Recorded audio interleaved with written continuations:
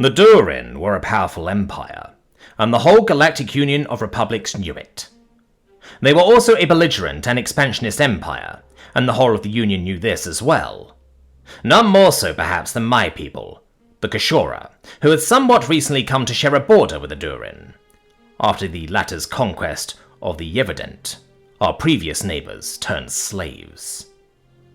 That the Duran would turn their attention towards us was therefore predictable, seeing as we had given the Yeverdent no small amount of material and financial aid in their ultimately futile resistance against the Duran.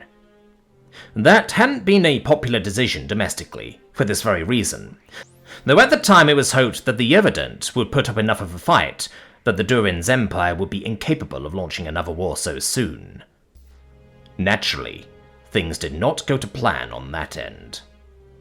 And so the new administration did all that it could in an attempt to appease the Duran, though they were no fools. They also used every ounce of influence they had to try to forge alliances with other members of the Union, in the hope that by doing so the Duran would realize that they would not be fighting the Kashora alone. They also hoped to use the Union's laws to negate any of the Duran's attempts to justify their war of conquest.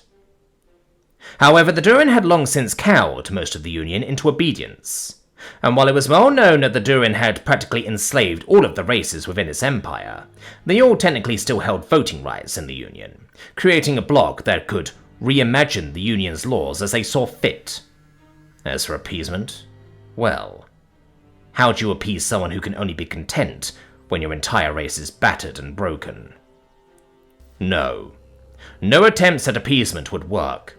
No attempts to frame the Duran's inevitable attack on our systems as unjust would be given credence, and no allies were soon forthcoming. Save for one, the Extra Sol Alliance, ESA, the humans. It's actually difficult to remember a time when the humans weren't a part of the Union. Ask any race and none can seem to recall. Save for one of the 5 elder races, maybe, who had originally formed the Union before all but withdrawing from it, but none would dare ask one of them such a trivial question. Not even the Duran, whose fear was reserved for these 5 races alone.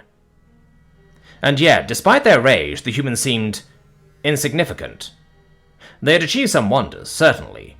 The ring world that encompassed almost the whole of the Halifax system was something only the elder races had built, and not even all of them, though the holdouts likely failed to do so simply because they lacked the need to. The Dyson swarm of the Troy system was similarly impressive, and beyond the capabilities of virtually all other species in the galaxy. At least in the sheer number of installations that made up said swarm, and the complexity of their orbits. Despite these grand achievements, and they were certainly grand, they had little else to boast of.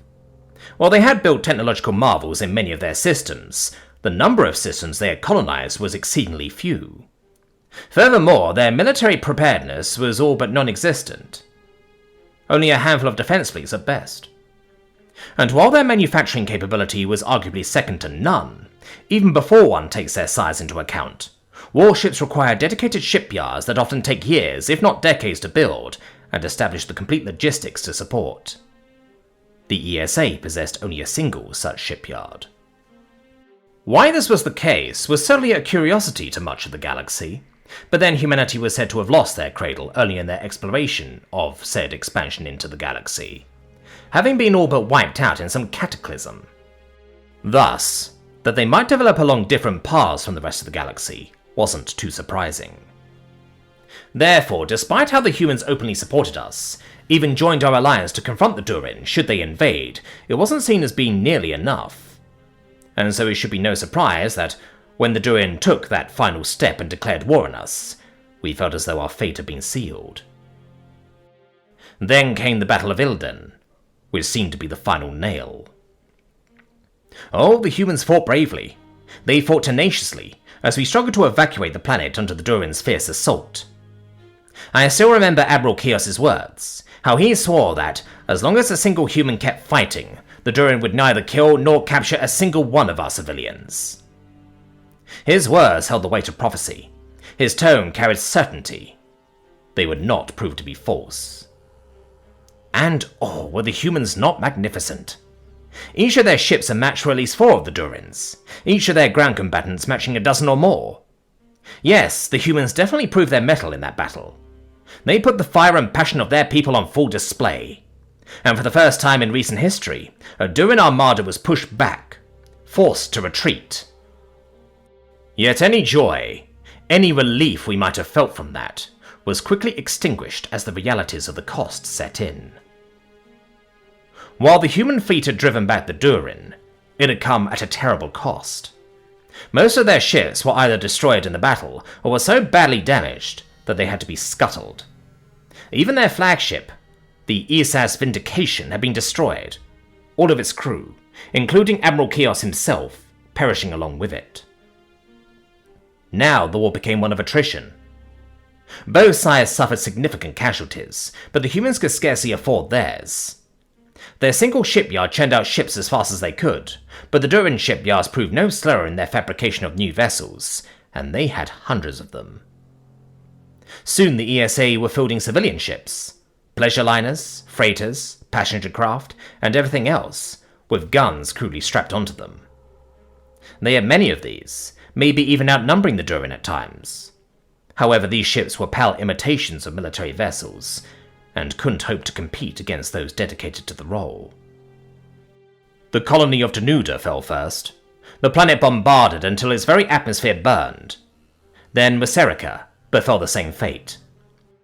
The only silver lining was that we Kashora had been granted a small reprieve from the Duran's terrible wrath, which was now focused on humanity, as we struggled to find whatever safe haven we could for our people. However, as the Duran began nearing the inner systems of the humans' colonies, a strange rumor began making the rounds.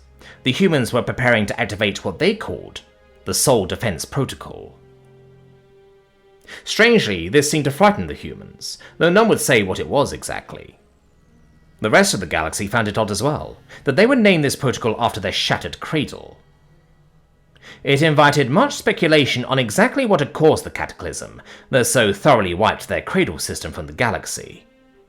That said, that it included the term defense made it seem unlikely that it was their nuclear option, at least not aggressively so. Or so we had thought. Thankfully, we would never experience it. At an emergency meeting of the Galactic Union of Republics, a scene unfolded that none could have anticipated. For the first time in recent memory, of the 5 seats that sat above all others, the seats reserved for the elder races, only a single one was empty. The elders did not engage with the galaxy at large. They did not interfere with the Union's politics. For a single seat to be occupied would have been momentous, but 4 of them? And then a sense of dread filled those in attendance as the seats lit up, the elders demanding their voice be heard. The Volan representative spoke first, the entire chamber silent as they did. The Duran's wars of unchecked aggression have gone on for long enough. Their current war against the Extra Sol Alliance shall end. Their war against the Kashora shall end. Their empire's enslavement of other sapients, in spirit if not in law, shall end. Their abuse of this body's rules, their perversion of its intent, shall end. All of this shall end immediately, or the Volan shall end the Duran. You could hear a pin drop as the assembly stared in stunned silence at the Volan representative. As they sat down, the Hetin representative stood. Their language was more flowery, their speech more poetic, but their terms were the same. Then the Colo representative, who was far more curt, as though they desired even the meagerest of excuses to declare war on the Duran, gave their speech. And finally, the Odlin, whose speech was almost the exact same as that of the Volan representative, save for one addendum. It is understood that the representative of the Duran Empire lacks the authority to make this decision solely on their own. Therefore they shall have 1 hour to respond in this very assembly to these demands. When this time elapses, our fleets will mobilize, and it will be total war. That was a threat, and none of those gathered took it as anything else. 1 hour, a mere hour, or all 4 elder races, any one of which could reduce the Duran Empire to a mere memory in a scant few days, would declare war. No attempt to delay would be allowed. No attempt to negotiate would be humoured. They had 1 hour before, one way or another, their empire ceased to exist. Not even 20 minutes passed before the Duran representative offered their full, unconditional surrender. Of course, the dismantling of such an empire was not a feat that could be accomplished overnight. It took time, and as the elder races were thorough, they remained active in the assembly during that time. This had all of the other races on edge, and none more so than the Duran, who had only barely avoided their wrath.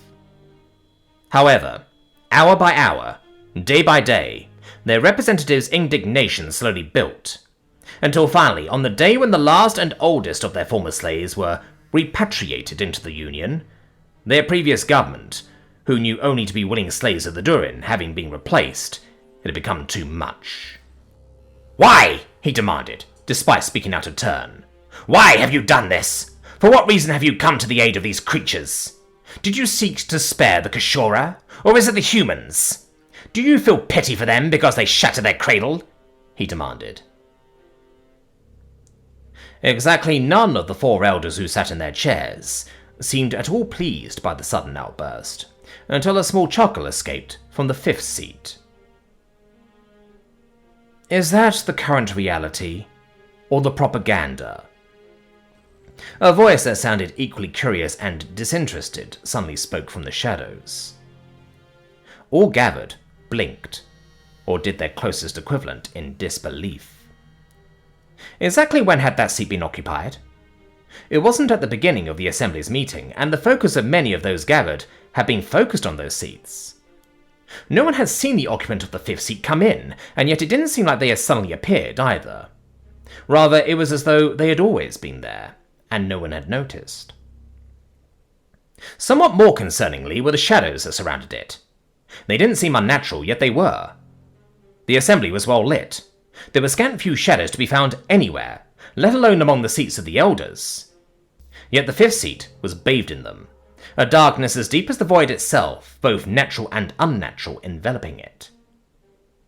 "Make no mistake, they did not act to protect humanity from you," the figure stated, as they manifested from within those shadows, from within the deep darkness, and approached the railing that separated the elder seats from the rest of the assembly.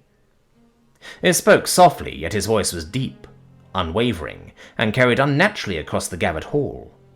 Not unnaturally in the sense of microphones and speakers, but altogether foreign.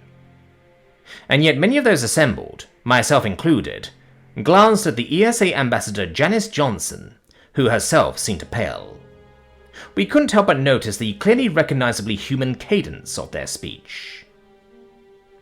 As the figure put their hands on the railing, we noticed that they wore what appeared to be a type of armor, one not unknown to the galaxy and yet still foreign. Then its helmet did something. Even seeing it firsthand, the words to explain it fail me. If it had simply folded in on itself, it would be easy enough to explain, but it didn't. It peeled away, but it also evaporated into the shadows, yet was simultaneously absorbed inside their flesh, and yet into itself. It didn't do something natural. It didn't do something physics can allow. And that was when the speaker revealed their face, their clearly human face. A face that, looking back, was eerily similar to that of Admiral Kios. "Make no mistake about why these young ones acted as they did," the individual spoke, fire burning in their eyes. That fire was not passion, not rage, not hatred. Literal fire burned around the edges of their eyes, looking at and falling into pupils that shined with a darkness that made the void itself seem blindingly bright. "They did it to protect you." Their lips curled into a grin, the space around them distorting in unison, as it became clear the individual was addressing the assembly as a whole. "From us." Then the figure returned to their seat, as the shadows that enveloped it receded to nothingness. Before our very eyes, we witnessed the individual depart, though none can remember how or when.